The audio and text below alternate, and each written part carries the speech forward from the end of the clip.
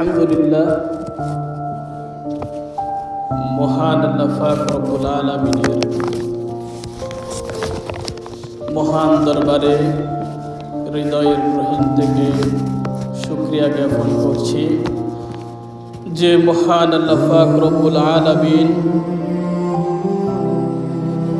আমাদের মতো কিছু সংখ্যক গুনাহগার বান্দাকে আল্লাহ পাক রব্বুল আলামিনের নৈকট্য অর্জনের লক্ষ্যে মহান আল্লাহ পাক রব্বুল আলামিনের বিধানের প্রতি স্বীকৃতি দেওয়ার লক্ষ্যে সুন্দর সুশীল মনোরম রাসূলুল্লাহ সাল্লাল্লাহু আলাইহি ওয়াসাল্লামের বাসায় জান্নাতের বাগান তথা মসজিদের এই নুরানি পরিবেশে এসে সমবেত হওয়ার তৌফিক দান করেছেন।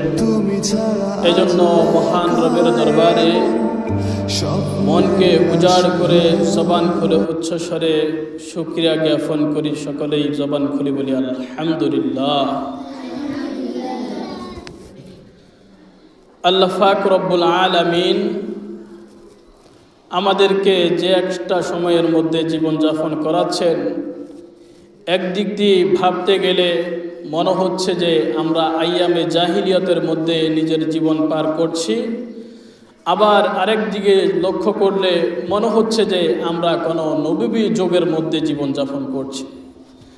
কারণ যে সময় মানুষ বর্বরতার দিকে ধাবিত ছিল, অন্ধকারাচ্ছন্নের দিকে এগুচ্ছিল, ঠিক সেই মুহূর্তে নবী এসে পথভুলা